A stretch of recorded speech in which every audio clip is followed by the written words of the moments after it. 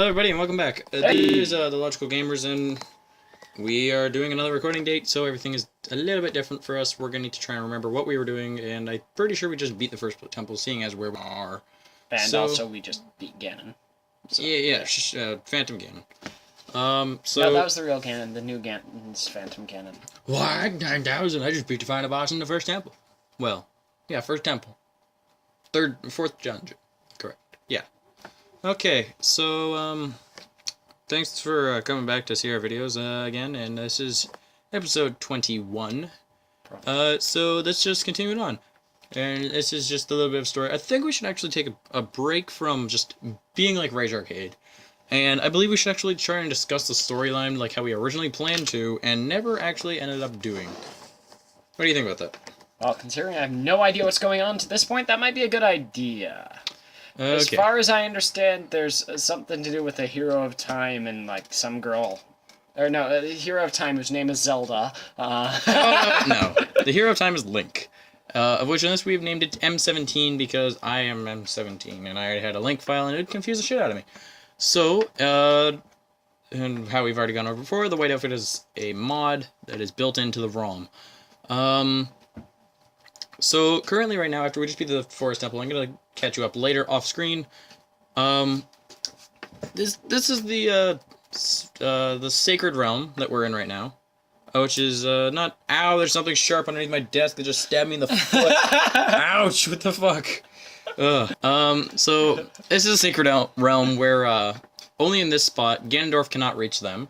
And this is where the sages are gathering. The first one... I recognize her. Yeah, that's Saria from the start of the game. She doesn't look much older. No, she's, Yeah.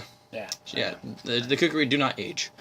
So that's why you were the hero of time, and you were able to age because you were a Hylian. Or at least in this story, after a great war. So, we go over this right now. It says, thank you, because of you, I could awaken as a sage, because she was unaware that she was a sage, and Ganondorf's evil magic made it so he could not. I'm sorry, I'm the sage of the Forest Temple. So, I always believed that you would come, because I know you. So, no, because she recognizes you, and no one else could, because you dress like them. No. You don't have to explain it to me. She knows exactly who you are. Her being a sage, she knew from from when you were a child, exactly that you were special. Because you never had a fairy, you were not Kukri, you did not get a fairy. Because only the Kukri got fairies. That is because the Great Deku requested it. And he kind of fucking owns them. So, because it's destiny that you and I can't live in the same world. Well, shit. There goes all your hopes and dreams as a kid to boner. Well, no, we still have that girl that you promised to marry. Fuck Malon. We already got her horse. We don't need nothing else from her. Does she ever show up again? She does in the manga. Huh. You save her... Actually, she saves you while you're saving her, though. But that's a different story. The manga and the video game don't really line up perfectly. The manga has a lot of stuff that would be amazing in the video game, but it was limited at its time. So she says, I will stay here as the forest sage and help. I will stay here as the forest sage and help you. Alright, so pretty much every time you get a medallion, you're able to kill more things. It doesn't actually do shit all for you in game, but it's part of the lore, of which increases his strength and everything, so we're just gonna say it does. This medallion makes you stronger. Really, you just need the medallions to be able to get into Ganon's castle. That's all. Because near the end of the game, you make a magic rainbow bridge using the medallions because they make a bridge. Element of harmony. You stop that. Okay? You stop. Oh. Okay. Oh. We don't need the world to know about eating total bronies. Okay, every pony? I mean, I'm out of the stables now. Okay, so you see the forest medallion. Funny thing is, we're still in the closet. Okay, for anyone that doesn't know, I will add a little bit on the end of this episode to... No, you've all seen it before on my vlog, if you haven't gone to my channel before. My entire sound system area thing with my computer and whatnot is in my closet. It's sticking out just barely enough that we're able to sit not inside the closet, though. So therefore, the game is in the closet, and we are not. So, you see the forest medallion. Saria awakens as a sage and adds her power to yours. really, you didn't get anything from it. This has been 5 minutes of us rambling on in a small cutscene that should have taken like 13 seconds. I will always be your friend. Well, that's it. Thank you. Unfortunate. Hey. Friend zoned. Oh, man. I guess it is a kid's game. Yeah. This scene right here, remember as a kid, the Great Deku Tree dies after we came out of it because he was cursed by Ganondorf. Well, this little thing right here is his child. His sapling. They're just popping out of the ground. It's his child. Yep, that's his kid. His kid looks retarded. His kid is retarded. I feel bad now. Hi there. I'm the Deku Tree Sprout. How did you learn to talk so fast? Magical being. It's a talking tree. You need not know how it needs to learn how to speak. You need to know how it's capable of speaking. It has a mouth. So. I could draw a mouth on a tree. Doesn't mean the tree's going to talk. So, pretty much this right here, he's able to spread out of the ground because Surya and him, really, Surya didn't do fuck all. I'm the one that awakened her as a sage. Broke the curse on the forest temple, and he can grow. Because Ganon's dark magic was making it so that there was enemies in the town. I'm not sure if you remember that or not. So he couldn't come out. So he says thank you for it. Before we go on, a space lot for all of you people out there. We need to pay attention to this part right here. This goes into the deep lore of the game, I believe. Have you seen your old friends? None of them recognize you in the grown-up body, did they? Well, this explains that the Kukri do not grow up. That's because the Kukri never grow up. Even after 7 years, they're still kids. So, that's why nobody recognizes you, because you are an adult and they are not used to seeing adults. You must be wondering why only you have grown up. Well, as you might have already guessed, you are not a Kukri. You are actually a Hylian. See? Therefore, informing you... You're adopted! Actually, yes, the Great Deku Tree adopted him. I know. It's after his mom died. Surprise! After your dad died, you're adopted! Okay, I'm happy to finally reveal the secret to you. Well, because your whole life was a lie. Yes. So here's a little scene. Some time ago, before the King of Hyrule unified this country, there was a fierce war in our world, like I was discussing. I can't really skip through any of this shit. It's kind of a cinematic thing. So one day, to escape from the fires of the war, a Hylian mother and her baby boy entered this forbidden forest, of which is the Great Deku Tree's forest, the Kukri Forest. The mother was gravely injured, and only choice was to entrust her child to the Deku Tree, the guardian spirit of the forest.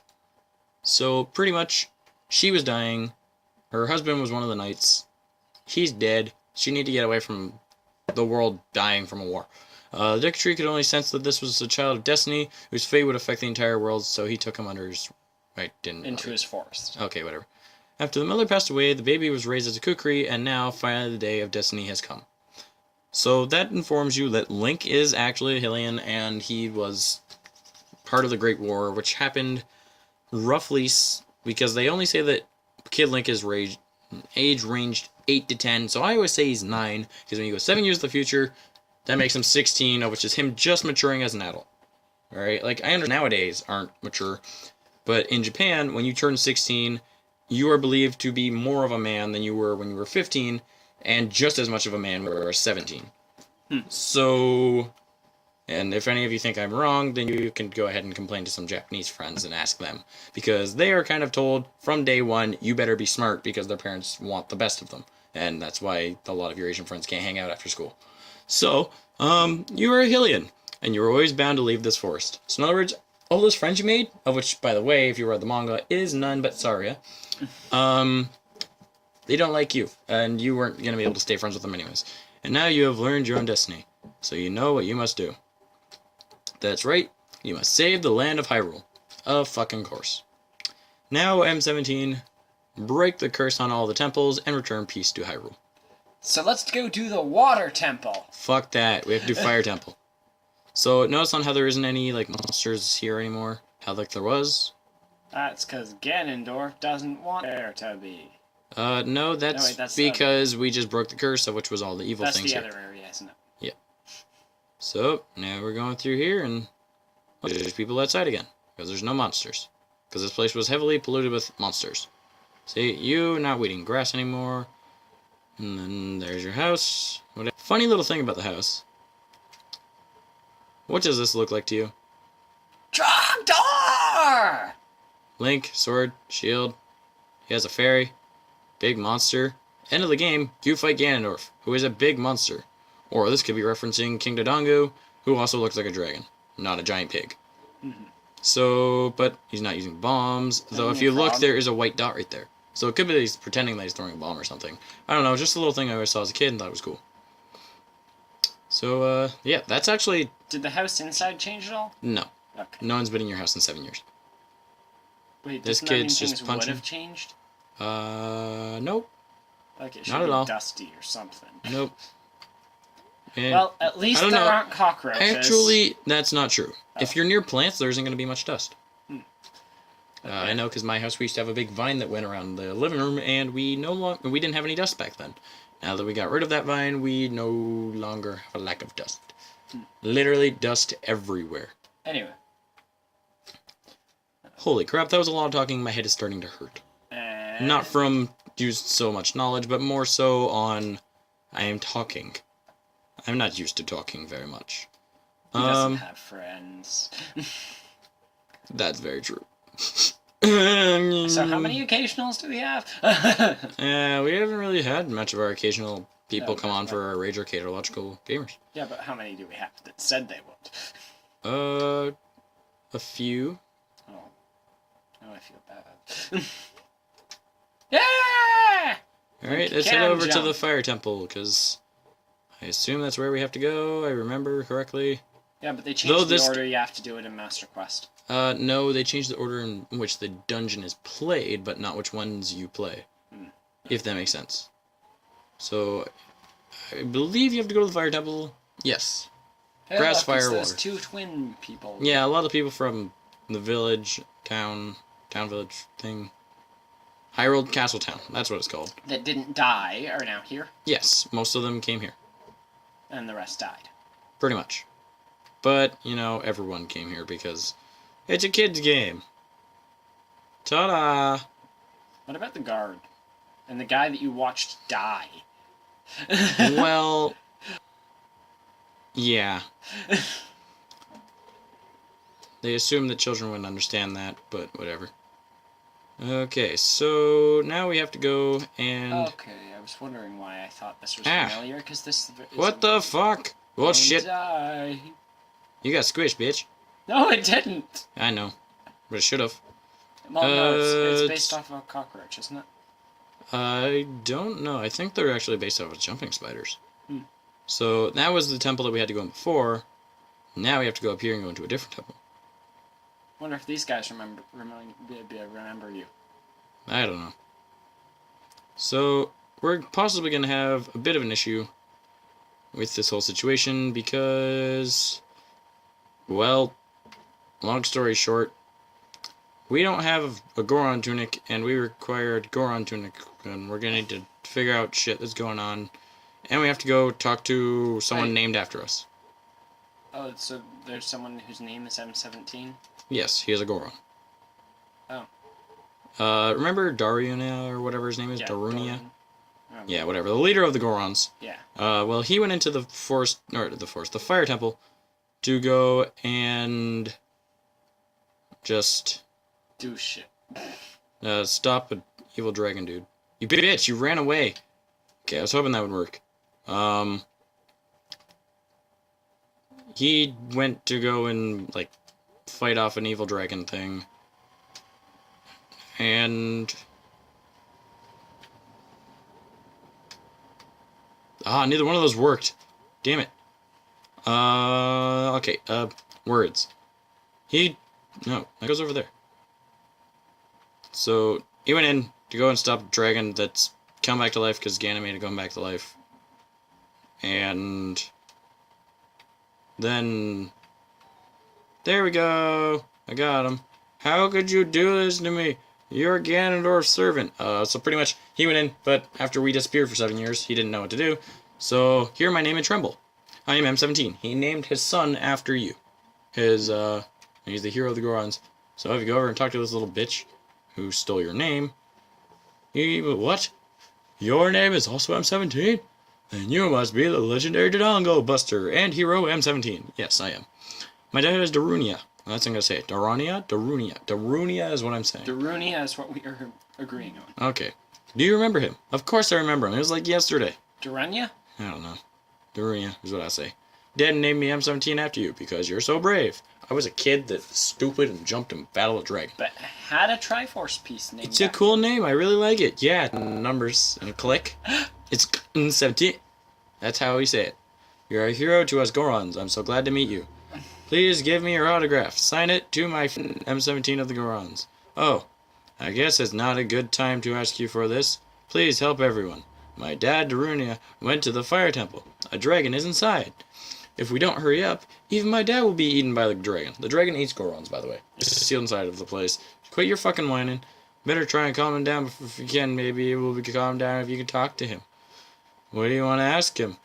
Neither one's going to calm him down. Let's talk about the lore of the dragon. This lore is completely different from the manga. A long time ago, there was an evil dragon named Volvagia living in this mountain. In the manga, Link actually finds a pet dragon, and he buys it because they had it in a tiny cage, and they become friends. That dragon was very scary. He ate Gorons. That dragon ate oranges and shit, and got Link in trouble.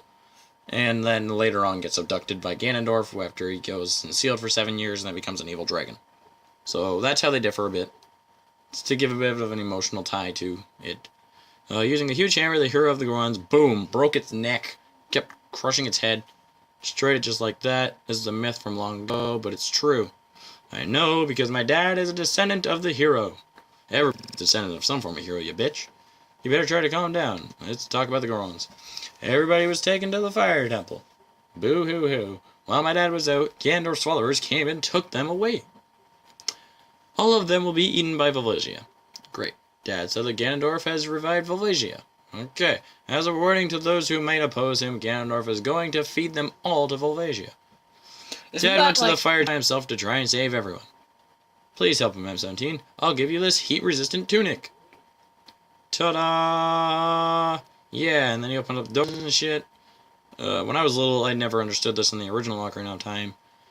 I had to fucking take out a Goron, and I already had enough issue with that, with needing to do with the giant one, which was much easier to do. So yes, now that we have the heat-resistant tunic, whatever, stop. I meant to roll. We should probably put it on, which means that requires me taking off the mod that we have, so that I don't die.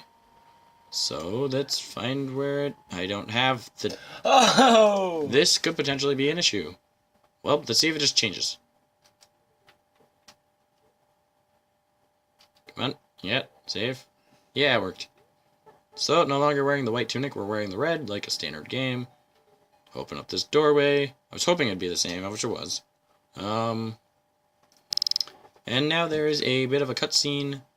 And we've got roughly 2 minutes left until the end of this video. So, I guess we'll go through the little chic spot right here. And then... Oh, fuck. That's not what I meant to do. Learn the Bolero of Fire. Dun dun dun. Ta-da! And then we'll end this episode after we learn this song. I think this has been our most educational episode aside from one of the first ones that we did. Is that correct? It's something that grows over time. A true friendship, a feeling of the heart becomes even stronger over time. Every time you talk to Sheik, pretty much he, and I'm going to say he, because Sheik is a boy in Ocarina of Time. Passion of friendship will soon blossom into righteous power, and through it, you will know which way to go. Pretty much, always connect with the person that is that sage. This song is dedicated to the power of the heart. Listen to the Bolero of Fire. Pretty much, Darunia and Link are brothers in arms, as what is stated when you beat off all the demons and kill them and whatnot, you know. So, learning a song. So after you kill them all off and all the evil Dodongo that are there, the Gorons accept you as one of their own type thing, and you become a brother in arms, and you become best friends, in the form of, I don't know, a span of 13 seconds, because he didn't like you at first, until you played a song. Because he was super depressed, and... This sounds almost like the other game. Other game. Majora's Mask. Well, he hates you. Majora's you play Mask. a song. He loves you. Majora's Mask recycles a lot of ideas from Ocarina of Time, seeing as they're both the same. Code. Well, Majora's Mask was made in 1 year. Assets. That's the word. Assets. Yeah. So we're going to stop right here. And thanks for watching. This has been the Logical Gamers, and we'll see you guys next time. Peace out.